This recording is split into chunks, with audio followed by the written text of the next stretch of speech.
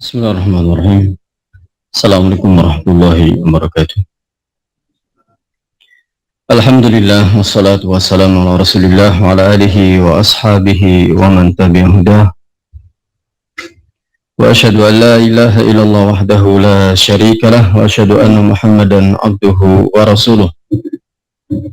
Sallallahu alaihi wa ala alihi wa ashabihi wa sallama tasliman mazida amma ba'd. Alhamdulillah, khonifiddin wa'azakumullah. Pada kesempatan yang mulia ini, insyaallah kita akan membahas tentang sebuah amalan yang mulia di dalam Islam dan juga sekaligus membuktikan kepada kita dan kepada manusia secara umum tentang indahnya dinul Islam, bahwa ajarannya, demikian pula amalan-amalannya itu bukan hanya membahas secara khusus tentang ibadah, hubungan antara seorang hamba dengan Rabb-nya, dengan Al-Khaliq penciptanya, namun juga Islam sangat memperhatikan tentang hubungan seorang hamba dengan sesamanya, terlebih dengan orang-orang dekatnya.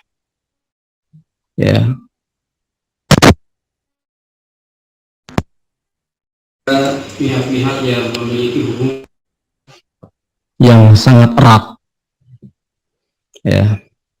Maka di sini disebutkan dalam beberapa riwayat, di antaranya adalah hadis dari hadis Abu Hurairah radhiyallahu an, kata beliau, qala Rasulullah alaihi salatu wassalam, bahwa Rasulullah pernah bersabda alaihi salatu wassalam, man ahabba ayyubsata lahu fi rizqihi wa an yunsa'a fi atharihi falyasil rahimah. Kata Nabi, barang siapa yang senang untuk dilapangkan rizkinya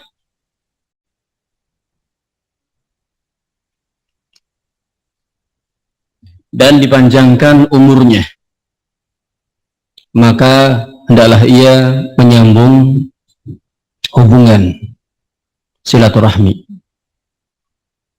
Hadis ini hadis yang sahih, disebutkan dalam Sahih Bukhari,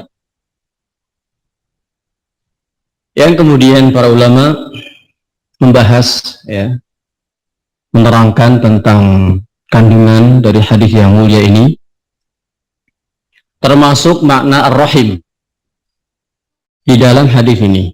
Siapa mereka yang ternyata ketika seorang berupaya untuk menjalin hubungan dengan pihak-pihak tersebut, itu luar biasa manfaatnya, demikian pula pengaruhnya di dunia, demikian pula di akhirah.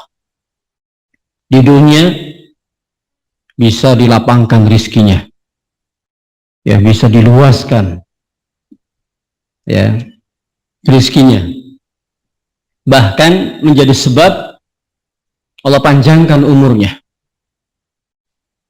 Di antara pendapat para fuqaha, yang pertama, bahwa ar-rahim di sini maksudnya adalah kullu dzi rahimin mahram,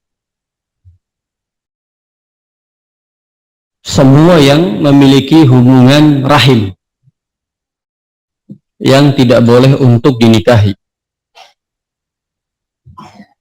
Nah, berarti termasuk di sini adalah saudara kandung, yang satu rahim, satu ibu, terus ke bawah. Nah, demikian pula ke atas, yang memang tidak boleh untuk dinikahi. Yang kedua, Pendapat yang kedua, ar-rahim di sini maksudnya adalah kullu warithin, semua yang menjadi ahli waris. Ya, semua yang memiliki hak waris. Ini lebih luas lagi. Ya, kalau tadi cakupannya agak sempit, terbatas pada orang-orang yang memiliki kedekatan dari sisi rahim, ibu. Yang kedua, semua pihak yang menjadi ahli waris. Yang ketiga, pendapat yang ketiga, yaitu al-qarib. Ar-rahim di sini maksudnya adalah al-qarib, orang dekat. Sawaun kana muhraman atau mahraman atau ghairahu. Baik dia termasuk orang yang tidak boleh untuk dinikahi atau yang lainnya. Yang jelas dia punya hubungan dekat. Ya. Maka ini beberapa pendapat yang para ulama jelaskan, yang intinya barakallahu fikum di sini menunjukkan kepada kita untuk pentingnya seseorang itu semangat di dalam menjalin hubungan. Ya. Jangankan dengan orang yang memang dari sisi ya, nasab ya, itu sangat dekat. Satu ibu ya, satu nenek misalkan, ke atas lagi apa di atasnya nenek, ibunya nenek, apa istilahnya? Hah? Buyut. Ya, di atasnya buyut apa? Hah? Eyang. Ya, cangga ya. Ya, terus ke atas lagi wareng apa-apa. Ya. Nggak hafal istilahnya. Yang jelas satu rahim atau ke bawah. Ya. Bahkan termasuk yang dianjurkan untuk kita jalin hubungan dengan mereka adalah orang-orang yang itu termasuk ahli waris. Bahkan sekedar kedekatan. Ya, sekedar kedekatan. Oleh karena itu disebut dalam surat Ar-Ra'd ayat ke-21 ya. Allah menyatakan walladzina yasiluna ma amarallahu bih ayyusala wa yakhshawna rabbahum wa yakhafuna su'al hisab. Dan orang-orang yang mereka menyambung ya perkara-perkara yang Allah perintahkan untuk disambung, dan mereka takut terhadap Rabb mereka, dan mereka juga khawatir akan menjumpai hisab yang buruk. Al-Qurtubi rahimahullah ketika menerangkan ayat ini terkait dengan ya pujian Allah kepada orang-orang yang menyambung hubungan, yaitu kata beliau zahirun fi silatil arham. Zahir dari ayat ini maksudnya adalah terkait dengan menyambung hubungan silaturahmi. Ya, karena kita sudah terbiasa dengan bahasa ini, ya sudah kita pakai istilah itu. Menyambung silaturahmi, padahal ya silah itu menyambung, rahim itu ya rahim. Jadi kalau menyambung silaturahmi seakan-akan menyambung begitu. Ya, tapi labas tidak mengapa, kita pakai saja. Ya, sama seperti malam Lailatul Qadar. Lailah itu malam, al-qadar al-qadar. Malam qadar itulah. Ya, tapi karena sudah beda bahasa dan itu yang ma'ruf biasa dipakai, ya sudah tidak mengapa. Tapi intinya kan maksudnya itu. Ya. Nah, dan ini pendapat Qatadah. Demikian pula kebanyakan dari ulama tafsir bahwa maksud dari ayat tadi adalah terkait dengan ujian Allah kepada orang-orang yang menyambung hubungan silaturahmi. Disebutkan di dalam Sahih Bukhari dan Muslim dari hadis Aisyah radhiyallahu anha, kata Nabi, ar-rahimu mu'allaqatun bil arsh. Rahim itu ya digantung di atas arsh, digantung bersama dengan arsh. Taqul, kemudian rahim tadi mengatakan, man wasalani wasalahullah, siapa yang menyambungku, Allah akan menyambungnya. Ya, jadi rahim itu ternyata ya Allah takdirkan bisa berbicara. Ya, sesuatu yang kita anggap sesuatu yang memang benda mati, ya rahim, ya, yang ada pada perut seorang wanita, ternyata Allah takdirkan bisa berbicara, dan itu ya, bukan suatu hal yang aneh atau nggak mungkin, ya. Nah, kalau mungkin pertimbangan kita nggak mungkin lah, bagi Allah nggak ada yang nggak mungkin. Ya, jangankan itu, al-maut, ya, kematian saja yang kita tahu kematian adalah sesuatu yang abstrak, ya, maknawi kan, nggak ada wujudnya, tapi ternyata pada hari kiamat Allah jelmakan menjadi seekor kambing gibas. Di saat proses yang panjang, ya, dari kiamat besar, hancurnya alam semesta, bangkitnya manusia dari kubur, ya, kemudian ada hisab, ya, ada ya haud, telaga, ada timbangan amal dan seterusnya, kemudian ada sirat, sampai pada puncaknya terpisahkan antara ahlu jannah dan ahlu nar, ya, kemudian siapa yang berhak untuk masuk dalam surga masuk, ahlu nar masuk ke dalam neraka, Allah datangkan al-maut dalam sosok seekor kambing gibas yang kemudian disembelih, ya, kambing gibas tersebut. Ya ahlal jannah udkhulul jannata khuludun wala maut, wahai penghuni surga, silahkan masuk dalam surga, ya, kekal kalian di dalamnya dan tidak ada kematian lagi setelah ini. Demikian pula ya ahlan nar udkhulun nar khuludun wala maut, wahai kalian penghuni neraka, silahkan masuk dalam neraka dan kekal kalian di dalamnya dan tidak ada kematian lagi setelah ini. Disembelih kematian setelah itu, ya. Nah, demikian pula pada hari kiamat, bahkan sebelum itu, termasuk tanda-tanda besar hari kiamat adalah Allah jadikan batu dan pepohonan bisa berbicara, ya kan? Bisa berbicara. Ya, ketika para mujahidin, pasukan kaum muslimin, mereka di bawah kepemimpinan Imam Mahdi memburu, ya, sweeping, mencari orang-orang kafir, ya, pilihan hanya dua, masuk Islam atau dieksekusi.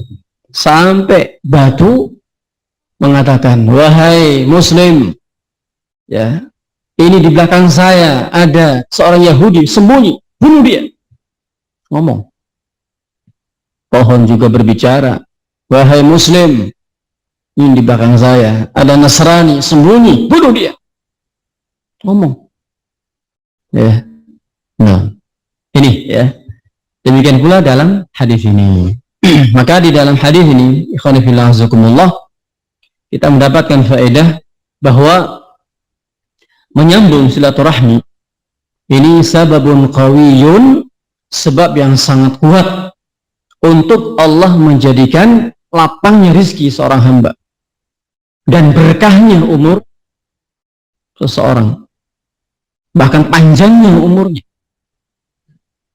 ya. Oleh karena itu, sebagian para ulama ketika mensyarah hadis ini, seperti disebutkan oleh Ibnu Ahlan rahimahullah ketika mensyarah Riyadhus Shalihin, ya, di saat beliau juga membawakan firman Allah dalam surat Al-A'raf, diantaranya ayat ke-34 yang menerangkan tentang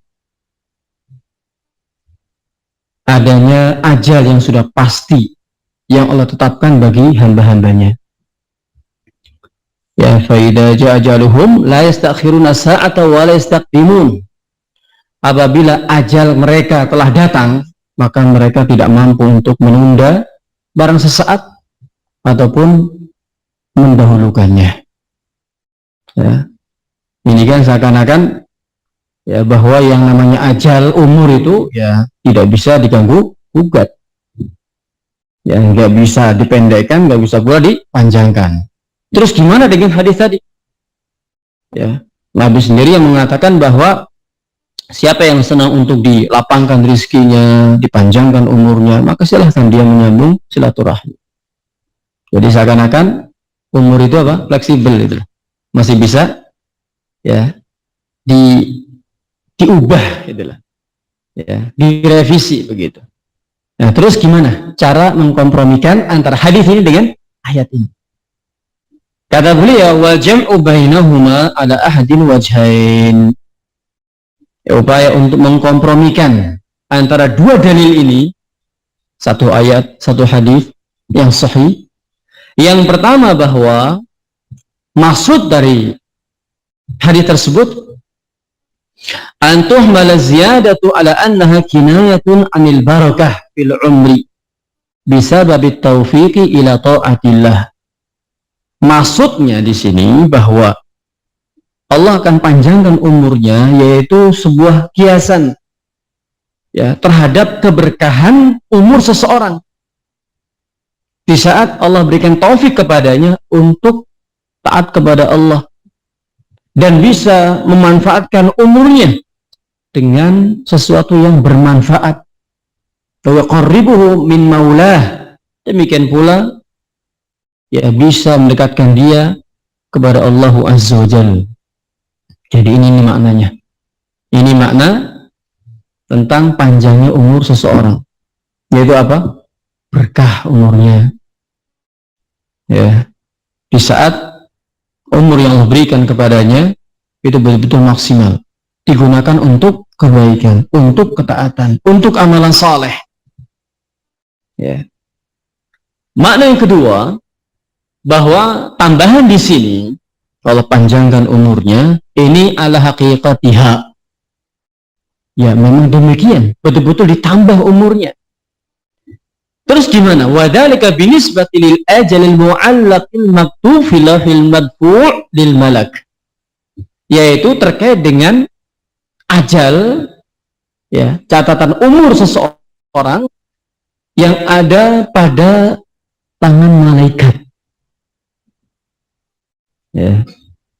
Jadi malaikat sudah mencatat. Ya, si fulan umurnya sekian. Nah, maka ketika seseorang melakukan sebab seperti yang disebutkan tadi, dia menyambung silaturahmi, itu berubah, ya, ditambah umurnya sesuai dengan kehendak Allah. Berapa tambahnya wallahu a'lam. Berapa tahun, berapa lama. Lah, penambahan ini sesuai dengan apa yang tercatat di Lauhul Mahfuz. Jadi nggak berubah. Jadi yang berubah adalah catatan umur, catatan ajal yang ada di tangan malaikat. Adapun di Lauhul Mahfuz itu tetap nggak berubah. Dan malaikat nggak tahu apa yang ada di Lauhul Mahfuz. Dan itu rahasia Allah kan. Ya. Taunya malaikat ya mencatat umurnya sekian, ternyata ketika ya ada sebab yang dilakukan oleh hamba tersebut ditambah. Jadi ini betul-betul ditambah. Nah, oleh karena itu disebutkan surat Ar-Ra'd ayat ke-39 Allah menyatakan yamhullahu ma yasha wa yuthbit wa indahu ummul kitab. Allah yang menghapus perkara-perkara yang Allah kehendaki dan Allah pula yang menetapkan. Dan di sisi Allah ummul kitab, yaitu catatan di Lauhul Mahfuz. Ya. Nah, ini dua makna terkait dengan maksud dari apa yang Nabi sebutkan tadi. Ya, bahwa dengan silaturahmi itu akan menambah umur seseorang, sebagaimana Allah akan lapangkan rezekinya di dunia. Yang pertama apa? Itu adalah kinayah, kiasan tentang berkahnya umur hamba itu. Bahwa umurnya, usianya, waktu-waktu hidupnya betul-betul maksimal dimanfaatkan untuk ketaatan, untuk kebaikan. Ya. Sehingga berdasarkan makna yang pertama ini, ya, Bukan berarti umurnya itu bertambah, enggak. Ada makna yang kedua, maksudnya bertambah umurnya, yaitu yang ada di catatan malaikat. Yang kemudian ketika hamba tersebut melakukan sebab tadi, itu diubah. Dan tambahan ini sesuai dengan apa yang ada di Lauhul Mahfuz. Nah, dan sebagian ulama yang lain seperti Syaikhul Bassam rahimahullah, dan ini pula yang disebut Sa'di rahimahullah ketika mensyarah hadis ini, kata beliau, wa ara ahsana min hadainil qaulain, dan aku berpandangan ya bahwa pendapat yang terbaik dari dua pendapat ini, bi anna Allah taala qaddarul asbab wal musabbabat, sesungguhnya Allah telah menakdirkan sebab-sebab dan akibat. Allah yang menciptakan sebab dan Allah pula yang menciptakan akibat. Wa anna Allah ta'ala idza qaddara italata umril insan hayya lahu minal asbabil hissiyah wal ma'nawiyah ma takunu sababan dituli umrihi wa nas'i fi ajalih. Maka apabila Allah menghendaki untuk memanjangkan umur seseorang, maka Allah sudah menyiapkan tentang sebab-sebab hissiyah dan maknawiyah, sebab-sebab konkret dan abstraknya, yang kemudian ini menjadi sebab panjangnya umurnya. Allah panjangkan umurnya ya, sebab-sebab hissiyah apa? Dengan Allah jaga ya fisiknya, misalkan Allah jaga dia dari hal-hal yang bisa merusak tubuhnya, merusak fisik dan badannya. Allah jaga dari hal-hal yang bisa memudaratkan, yang membahayakan fisiknya.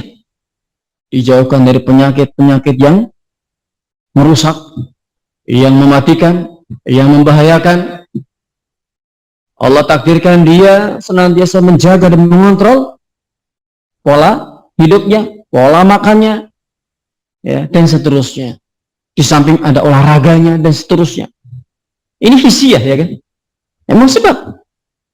Ya, beda antara orang yang nggak pernah gerak ya kan, dengan orang yang sering gerak, beraktivitas, kan beda. Ya, meskipun semuanya sudah Allah tetapkan ajalnya kan gitu. Tapi ini sebab hissiyah. Ya. Di samping itu pula, barakallahu fikum, di sana ada sebab maknawiyah, sebab abstrak. Di antaranya apa? Ya tadi. Ya, Allah sebutkan ataupun Nabi jelaskan yang tersebab Allah panjangkan umur seseorang, yaitu ketika dia melakukan amalan-amalan kebaikan. Seperti apa? Menyambung silaturahmi. Ya, menjaga hubungan kekerabatan, terlebih dengan orang-orang dekat. Ya, dengan orang-orang yang gak ada hubungan sama sekali saja kita akrabnya luar biasa, apalagi dengan yang dekat. Meskipun fenomena yang terjadi itu kadang sebaliknya ya kan, sebaliknya ya, sebagian malah merasa jauh dengan keluarganya. Kenapa? Ada sebab, bukan tanpa sebab, bukan karena benci, tapi karena perbedaan ideologi, akhirnya kurang nyaman deh. Ya meskipun secara syar'i kita tetap diperintah dalam urusan duniawi ya tetap menjalin hubungan, meskipun secara akidah, keyakinan, agama bahkan itu berbeda misalkan ya, meskipun haknya tidak seperti saudara ataupun kerabat yang sama-sama seakidah, muslim, sama-sama Islam ya. Nah, kemudian di antara faedah yang lain di dalam hadis ini adalah bahwa hadis ini menunjukkan kepada kita bahwa terkadang pengaruh dari sebuah amalan itu dirasakan oleh seorang hamba di dunia. pengaruh dari sebuah amalan yang dikerjakan oleh seseorang itu dia rasakan di dunia. Bahkan dia mendapatkan ganjaran ataupun pahalanya di dunia. Dan hal ini tidaklah merusak tujuan utamanya, yaitu dalam rangka mencari ridhonya Allah Subhanahu wa ta'ala. Tidak merusak. Seorang ketika berupaya untuk menjalin hubungan silaturahmi dengan niat menjalankan perintah Allah, maka ketika ternyata dengan sebab itu Allah lapangkan rezekinya, Allah berikan keberkahan pada umurnya, itu enggak masalah. Allah jadikan jiwanya tentram, nyaman, Nah, enggak seperti orang asing di tengah keluarganya. Kenapa? Dia baik. Meskipun terkadang ada perbedaan dalam sisi keyakinan, misalkan prinsip dan cara dalam memahami agama, misalkan, tapi dia tetap baik dalam urusan dunia. Sebagaimana Allah dan Rasul membimbing kita untuk tetap baik kepada orang tua kita yang berbeda akidah. Nabi Ibrahim sebagai contoh, bagaimana sopannya, bagaimana santunnya kepada ayahnya dalam keadaan beda keyakinan, beda akidah. Tetap ketika memanggil, saat memberikan nasihat, itu dengan panggilan kemuliaan, kan santun sekali. Ya abadi, wahai ayahanda, padahal ini beda agama, ayahnya sendiri. Nah, disebutkan di dalam hadis yang lain dalam Bukhari dan Muslim dari sahabat Jubair bin Mut'im radhiyallahu an, ancaman terhadap orang-orang yang memutus hubungan. Kata Nabi, la yadkhulul jannata qati', tidak akan masuk dalam surga orang yang memutus hubungan silaturahmi. Nah, ini ancaman yang berat, terancam tidak akan masuk dalam surga. Nah, terkait dengan masalah ini, di sana ada 3 tingkatan, hubungan seseorang dengan kerabatnya. Ini penting untuk diperhatikan, dan kita berupaya untuk mencari yang afdal, yang terbaiknya. Ada 3 tingkatan. Yang pertama adalah wasil, yang diistilahkan, yang dinamakan orang yang menyambung hubungan, wasil. Yang kedua mukafi, hubungan yang terjalin karena balas budi. Hubungan yang terjadi karena balas budi, mukafi. Yang ketiga qati', yang teranggap memutus hubungan.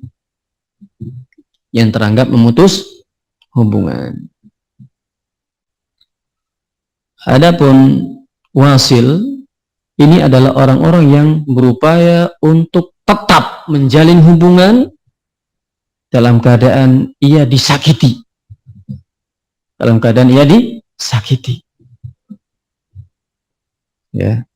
Dia mungkin di tengah keluarganya dicuekin, diremehkan, bahkan dipandang sebelah mata, dan itu nampak ketika kumpul bersama yang lainnya, diajak ngobrol, ini didimin aja, tapi dia enggak mempermasalahkan itu, dia tetap sabar. Ada undangan, datang, apalagi di sana masih ada saudara kandung, ada paman, ada bibi, ada sepupu, ada yang lainnya, tetap dia jalin hubungan itu, meskipun disikapi dengan cara yang tidak baik, dia tetap sabar dengan itu. Ini wasil, ini yang paling afdal. Oleh karena itu disebutkan di dalam Sahih Bukhari, kata Nabi, laisal wasilu bil mukafi, walakinal wasil alladhi idza quti'at rahimuhu wasalaha. Bukanlah orang yang dianggap menyambung silaturahmi, orang yang memperbaiki hubungan karena balas budi. Tapi yang dimaksudkan dengan wasil adalah orang yang ketika hubungan tadi berusaha untuk diputus, dia tetap berusaha untuk menyambungnya. Dia tetap berusaha untuk menyambungnya dan menjalinnya. Sabar dengan itu. Makanya jenis yang kedua adalah mukafi. Itu orang yang menjalin hubungan karena ya disikapi baik oleh kerabatnya, oleh orang-orang dekatnya.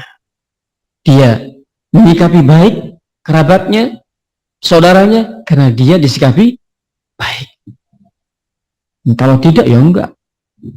Ngapain gitu. Ya kan? Enak aja, siapa yang butuh? Egonya keluar. Ya kan?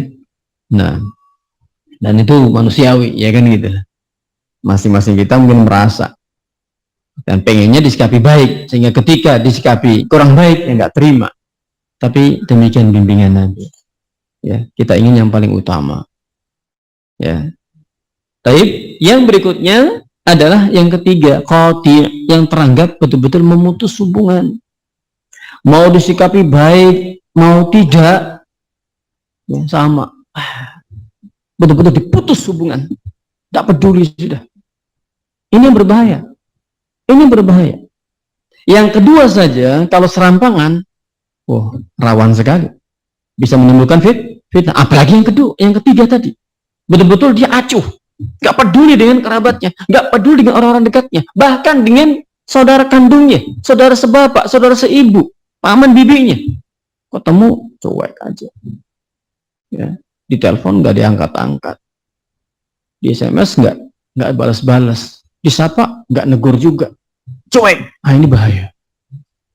Ya, terlebih ketika kita sudah berpenampilan beda dengan keumuman masyarakat misalkan. Itu sangat berbahaya, ya.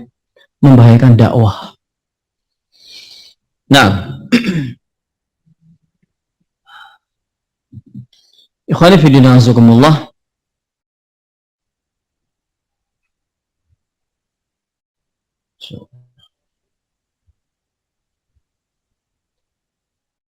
Al-Imam Nawawi rahimahullah ketika menjelaskan hadis ya dalam Sahih Muslim, ketika ada seorang datang kepada Nabi kemudian mengatakan, ya Rasulullah, wa Rasulullah, innali qarabatan asiluhum wa yaqta'unani wa asilu ilaihim wa yusi'una ilayya wa ahlimu anhum wa yajhaluna alayya. Sesungguhnya aku memiliki kerabat yang aku tetap menjalin hubungan dengan mereka meskipun mereka berupaya untuk memutuskan hubungan tersebut denganku. Aku tetap berbuat baik kepada mereka meskipun mereka berbuat buruk kepadaku, dan aku ramah dengan mereka meskipun mereka jahat kepadaku. Luar biasa, ya. Jadi ini orang istimewa. Nah, punya kerabat, naudzubillah, ya. Sikapnya, dia berusaha untuk menjalin hubungan dalam kondisi kerabatnya, orang-orang dekatnya berusaha untuk memutusnya. Dia tetap berbuat baik kepada kerabatnya dalam keadaan kerabatnya jelek sama dia, berbuat buruk sama dia. Dia lembut, ramah dengan kerabatnya meskipun disikapi kasar, ya, buruk oleh saudara-saudaranya. Kata Nabi apa? In kunta kama qulta, kalau kondisimu seperti yang kamu terangkan, ya, faka'annama tusifhul mal wa yazalu ma'aka minallahi zahirun alaihi ma dumta ala dhalik. Ya, kalau demikian keadaan kamu, maka seakan-akan engkau menimpakan, ya, pasir panas kepada mereka. Ya, dan senantiasa Allah akan menolongmu selama engkau, ya, seperti itu keadaannya. Ya, ini enggak masalah itu loh. Apa yang sudah kamu lakukan itu luar biasa. Ya, keutamaan dan amalan soleh. Enggak ada ruginya. Enggak ada ruginya. Ya.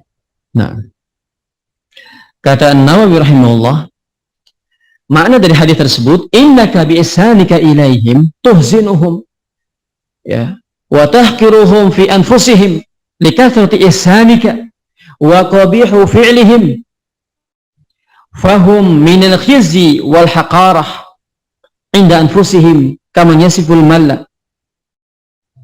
Engkau dengan kebaikan yang telah engkau lakukan kepada mereka itu justru membuat mereka sedih dan menjadikan mereka semakin hina dan rendah, karena semakin banyak kebaikan kamu kepada mereka dan semakin buruk perbuatan mereka, sehingga mereka menjadi orang yang hina dan rendah, ya, di tengah-tengah mereka sendiri, seperti, ya, seorang yang menimpakan pasir panas di mukanya, ya, al-maljani ar-ramad alladhi yuhmal yudfana fihil khubz yang dah, ya, pasir yang biasa digunakan oleh para pembuat roti ketika hendak dibersihkan, ya.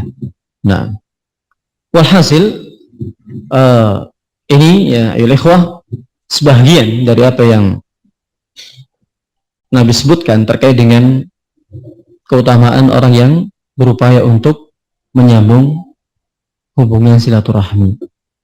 Terkait dengan, ya, faedah dari silaturahmi, barakallahu fikum, juga dengan tetap kita sabar, ya, dengan sikap-sikap yang kadang kurang nyaman, kurang baik dari kerabat-kerabat, dari orang-orang dekat, itu akan menghilangkan buruk sangka, dan itu penyakit hati. Sekedar kita datang, sekedar kita hadir, menampakkan wajah yang ceria, itu akan menghilangkan praduga, menghilangkan prasangka yang tidak-tidak terhadap kita. Nah, mungkin sebelumnya, ya, saat kita mungkin, ya, kenal dakwah, mulai mengenal dakwah salafiyah dengan cara ibadah yang mungkin agak sedikit berbeda, padahal itu yang sunnah, kemudian disikapi lain oleh orang-orang dekat kita, mungkin timbul prasangka, ini aliran apa? Ini ajaran siapa? Ini aliran baru, agama baru. Muncul kebencian, muncul prasangka yang macam-macam terhadap kita. Namun kita sabar dengan itu. Kita sikapi dengan kesabaran dan ketabahan. Tegar di atas sunnah, tapi tetap jalin hubungan dengan sesama. Terlebih dengan karib kerabat kita, handai tolan kita. Terlebih dengan orang tua kita, terlebih dengan saudara kandung kita, dengan paman-paman kita, dengan bibi-bibi kita, baik dari pihak ibu, pihak ayah, jalin hubungan dengan sepupu-sepupu kita. Karena ini hakikatnya adalah tameng kita. Dan ini niatkan dalam bentuk ataupun dalam rangka untuk, ya, berdakwah kepada mereka. Semoga sedikitnya bicara kita, sedikitnya nasihat yang kita sampaikan kepada mereka, atau waktu yang tidak memungkinkan, atau kurang bisa kita menyampaikan nasihat kepada mereka, tapi dengan amalan kita, dengan praktek kita, muamalah kita yang baik dengan mereka, semoga Allah bukakan pintu hidayah kepada mereka, Allah lembutkan hati mereka, sehingga Allah berikan berkah. Semoga dengan itu mereka dapat hidayah juga, sebagaimana Allah berikan hidayah kepada kita. Dan itu banyak, ya.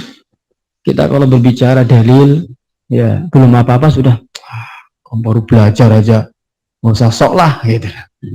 Ya, tapi dengan praktek muamalah yang baik dengan orang-orang dekat kita sebelum kepada yang jauh, itu luar biasa pengaruhnya.